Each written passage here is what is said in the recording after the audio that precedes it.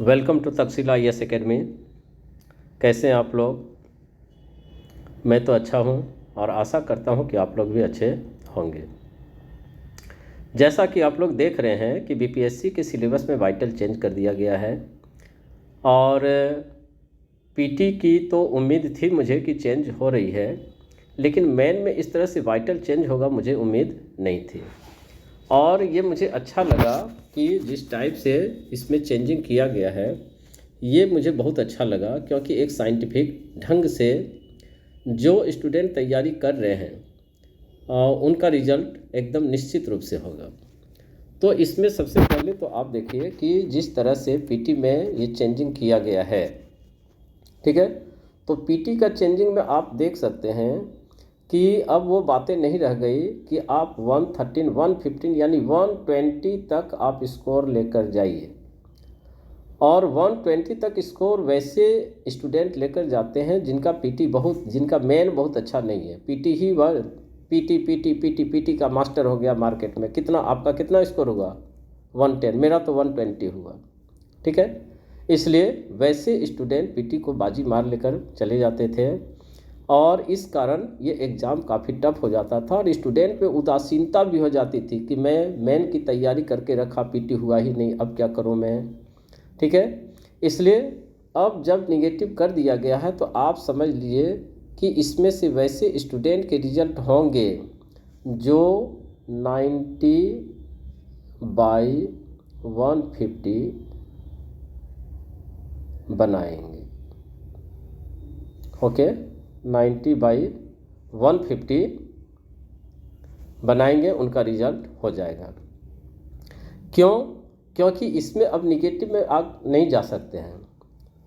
और निगेटिव का आप देख रहे हैं कि निगेटिव में यह वैसा भी कर सकता है कि अगर आप 89.75 भी हैं और 90 पर उसका सिलेक्शन हो रहा है तो भी आप रिजल्ट से चूक जाएंगे। इसलिए आप तुक्का मारने से डरेंगे। और अब वह बात नहीं है। बात तो यह होना चाहिए थी कि 113 जो स्कोर है यह कोई आसान स्कोर नहीं है। 113 स्कोर अभी तक का हाईएस्ट स्कोर है और ये होना चाहिए था, फाइनल मार्क्स होना चाहिए था BPSC का कि 113 जिसने ले आया 150 में हम उसको रखेंगे। या आप इसी को बना देते, फाइनल स्कोर का बना देते कि भाई 125 लाओ, फाइनल करो, ठीक है। इसलिए वैसे स्टूडेंट जो अच्छी तरह से मेन की तैयारी करके रखे हैं उनके लिए यह लाभदायक काम हो गया, नंबर 1। नंबर 2, मेन में इतना अच्छा साइंटिफिक ढंग से इसने चेंज कर दिया कि मुझे तो उम्मीद ही नहीं थी कि BPSC कभी ऐसा भी काम कर सकता है। क्योंकि मैंने देखा है अपने रीजन में, मैंने देखा है कि 2002 हो गया, 3 हो गया, 5 हो गया, 99 के बाद से ही हम लोग BPSC में लगे हुए थे। उस समय देखा गया कि 20 साल तक में पर्सियन में कोई रिजल्ट नहीं है। अचानक भाई पर्सियन में क्या हो गया कि 1 to 10 रिजल्ट हो गया पर्सियन का। अचानक LSW में क्या हो गया कि 1 to 20 रिजल्ट आ रहा। मैक्सिमम स्टूडेंट दौड़ रहा, सुबह उठा पर्सियन की ओर दौड़ रहा है। अचानक ज्योग्राफी में क्या हो गया, या फिर ज्योग्राफी का 10 साल कोई रिजल्ट ही नहीं आया। हिस्ट्री का 10 साल तक कोई रिजल्ट ही नहीं आ रहा है। हिस्ट्री लेने से स्टूडेंट डर रहा है, जबकि इतना 40 क्वेश्चन PT में वह बना रहा है। इसलिए ये सभी बहुत घातक थे और स्टूडेंट को इससे काफ़ी नुकसान होता था। क्यों? क्योंकि स्टूडेंट को सोचना पड़ता था कि अब 2 साल से हिस्ट्री का है मेरा ऑप्शनल, नंबर ही नहीं आ रहा है, लगता है कि LSW ही चेंज करना पड़ेगा हिस्ट्री। आप समझ लीजिए कि जिस स्टूडेंट ने 6 महीने तक किसी भी सब्जेक्ट की, ऑप्शनल सब्जेक्ट की तैयारी की, उसको 6 महीने के बाद फिर से दूसरा सब्जेक्ट लेना कितना दिक्कत की बात होती थी, ये एक स्टूडेंट ही समझ सकता है, कोई दूसरा व्यक्ति नहीं समझ सकता है। इसलिए अब आपके लिए आसान कर दिया गया कि जनरल हिंदी में भी पास होइए और इधर से वैकल्पिक सब्जेक्ट में भी पास होइए।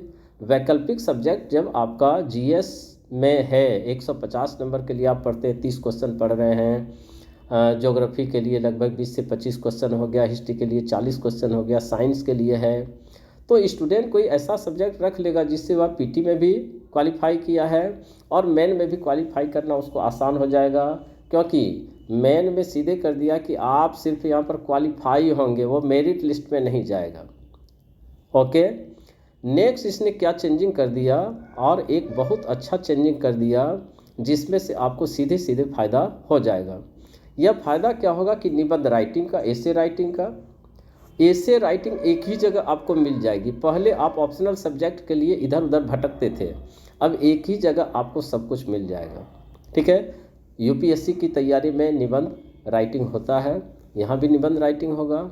जिसका स्किल अच्छा होगा, पैराग्राफ राइटिंग अच्छा होगा, वर्ड का रिपीटेशन बहुत अधिक नहीं होगा, यानी जिसमें कैपेसिटी होगी, एक ही निबंध आप भी लिख रहे हैं, एक ही निबंध मैं भी लिख रहा हूँ।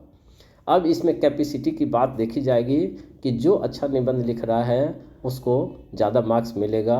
इसलिए निबंध आपको इस तरह से तैयार करना पड़ेगा कि 300 में से कम तो 150, 60, 65 तक आपको व्यवस्था करना पड़ेगा। और इसके लिए आपको लगातार राइटिंग स्किल को बढ़ाना पड़ेगा। इसमें जीएस पेपर 1 भी आपको मदद करेगा, जीएस पेपर 2 भी मदद करेगा। ठीक है, क्योंकि निबंध एक ऐसा एरिया नहीं होता जहां आप सिमट कर रह जाते हैं। निबंध एक ऐसा एरिया होता है कि आप कल के डेट में अगर एग्ज़ाम देने जा रहे हैं और आज रात भी अगर आपने न्यूज़ में कुछ अच्छी बातें सुनी है, आप उसको भी ऐड कीजिए। ओके, इसलिए बहुत अच्छा सिलेबस कर दिया है। 900 का 900 ही रख दिया, ऑप्शनल को उसने सीधे सीधे इग्नोर कर दिया। ऑप्शनल में आप ऐसे भी पास हो जाएंगे क्योंकि आप यहाँ पर पीटी की तैयारी कर रहे हैं, इसलिए एक ही छत के नीचे अब आपको सब कुछ मिल जाएगा और वैसे टीचरों की कला निखर कर आएगी जो यूपीएससी में निबंध की तैयारी अच्छे से करा रहे हैं। इसलिए मैं काफ़ी खुश हूँ इस सिलेबस को देखकर, आप भी खुश होइए। मेन की तैयारी अच्छे से कीजिए। पीटी में अब वो टेंशन आपका ख़त्म हो रहा है जो टेंशन आपका पहले था कि इस बार लगता है कि 120 से कम बनाकर आना ही नहीं है, और अब है कि 90 से ज़्यादा बना के आपको आना ही नहीं है, 90 तक में आपका हो जाएगा। ओके, इसलिए कोई टेंशन की बात नहीं है। जो भी स्टूडेंट अच्छे से एक जगह बैठकर अच्छा से तैयारी कर लेगा उसका रिजल्ट निश्चित है होगा। और मैं चैलेंज देता हूँ कि जो भी student GS paper 1, GS paper 2 को अच्छा से कर लेगा, निबंध की तैयारी में उसको कुछ समय लगेगा, लेकिन मैं जानता हूँ कि निबंध की तैयारी वह अच्छे से करेंगे। और मैं भी यहाँ पर यूपीएससी की तैयारी जो भी स्टूडेंट करते हैं, अब तो निबंध साथ ही में करा दूंगा, बीपीएससी यूपीएससी को साथ में निबंध करा दूंगा उसे, इसलिए अलग से उसका टेंशन ही ख़त्म हो जाएगा। ओके, आप रिलैक्स रहिए, ईमानदारी से मेहनत कीजिए, आपका रिजल्ट होगा।